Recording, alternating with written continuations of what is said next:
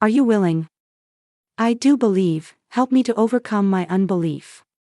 Mark 9 verses 14 to 32. Every day, without invitation, the world walks into our homes. Through television screens, phone notifications, and newspaper headlines, we are confronted with stories that shake something deep within us: murders, accidents, child abuse, fires, floods, robberies, cruelty, injustice. The sheer weight of it all can feel overwhelming. It forces a question into the quiet corners of the heart: what kind of world is this? And perhaps Oswald Chambers was not exaggerating when he said, life is more tragic than orderly. Because if we are honest, life does not always unfold neatly. It doesn't always make sense. It doesn't always reward the good or protect the innocent in the way we expect. And sometimes, the tragedy is not just something we watch, it is something we live. You may not just be hearing about pain. You may be in it. Right now. You might feel like you've been pulled into a whirlpool, slowly, steadily dragged down into a place you never imagined you would be. A place where hope feels distant and answers feel silent. And in that place, a quiet cry begins to rise within you. God. Now would be a good time for one of your miracles. Now would be a good time for you to step in. Now would be a good time to turn things around. You may be saying, Lord, deliver me from this pit. But nothing seems to happen. Your marriage is still strained. Your family situation is still complicated. Your finances are still failing. Your health hasn't improved. The job hasn't come. The door hasn't opened. And slowly, a deeper question begins to form. Why? Why is God silent? Why is there no intervention? Why does help seem delayed? If God is truly loving, as He says He is, then why does He not act in the way we expect? Why does He not pull out one of His great surprises? Why? It is perhaps the simplest question to ask. And yet one of the most difficult to answer. And while it is not wrong to ask, why, there is a danger in living there. Because when why becomes a place we dwell in, it can slowly turn into doubt. And doubt, if left unchecked, can turn into distance. Distance from hope. Distance from peace. Distance from God. So what do we do when answers don't come? What do we do when heaven seems quiet? What do we do when faith feels fragile? The answer is found in a moment, an honest, raw, deeply human moment, recorded in Mark 9. A father stands before Jesus. His son is suffering terribly, tormented, broken, beyond human help. He had already gone to the disciples, hoping for a solution.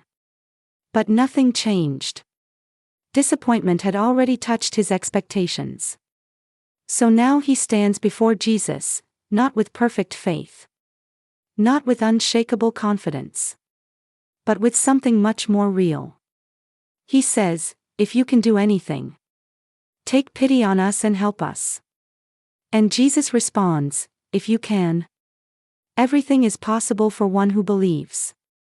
And then comes one of the most powerful confessions in all of Scripture. I do believe. Help me overcome my unbelief. This is not the language of perfect faith. This is the language of honest faith. It is the cry of someone standing in the tension between trust and doubt. I believe. But not fully. I trust. But I struggle. I have hope. But it flickers.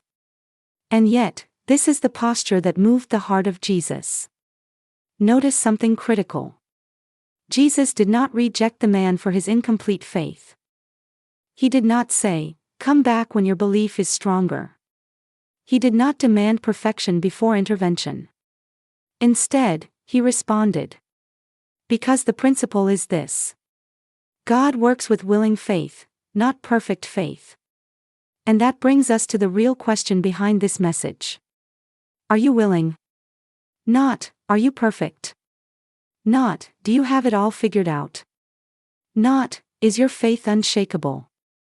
But are you willing to trust God, even when you don't fully understand? Are you willing to believe, even when doubt is present? Are you willing to hold on, even when nothing seems to be changing? Because many times, we disqualify ourselves unnecessarily. We think, my faith is too small. My doubts are too strong. My situation is too far gone. But the man in Mark 9 teaches us something profound. You don't need complete faith to come to God. You need honest faith. Faith that says, Lord, this is where I am. Faith that admits, I'm struggling. Faith that confesses, I believe. But I need help. And here is the deeper truth. Faith grows in the presence of God, not in the absence of struggle. So instead of running away because of your doubt, bring your doubt to Him. Instead of pretending to be strong, be real before Him. Instead of waiting until your faith feels enough, come as you are. Because willingness opens the door. Willingness says, God, I may not have everything, but I'm giving you what I have. And what you have, even if it feels small, is enough for Him to work with. But there is another layer to this. The scripture says, you will receive from God only as much as you are willing to receive. That means there is a posture of the heart that matters deeply. Some people are closed, not because God is absent, but because they are unwilling. Unwilling to trust again. Unwilling to surrender control. Unwilling to let go of fear. Unwilling to believe beyond what they can see. And so the question becomes personal. Are you willing to trust God with your situation? Even if the outcome looks different than you expect. Are you willing to keep believing? Even when the timeline stretches. Are you willing to say, Lord, I don't understand. But I still choose you. Because real faith is not proven when everything is working. Real faith is revealed when nothing seems to be working, and you still choose to trust. And maybe, just maybe, the delay you are experiencing is not denial. Maybe it is development. Maybe God is not ignoring you. Maybe He is forming something in you. Something deeper than a quick solution. Something stronger than temporary relief. Something that will outlast the problem itself. Because God is not just interested in changing your situation. He is interested in shaping your soul. And sometimes, the greatest miracle is not what happens around you. But what happens within you. A stronger trust. A deeper peace. A quieter confidence. So again, the question stands. Are you willing? Willing to trust Him in the silence. Willing to believe through the confusion. Willing to hold on when answers are delayed. Because if you are, then even a small, fragile, imperfect faith can become the doorway to something powerful. So say it, even if your voice trembles. I do believe. Help me overcome my unbelief. And in that moment, you are closer to breakthrough than you realize.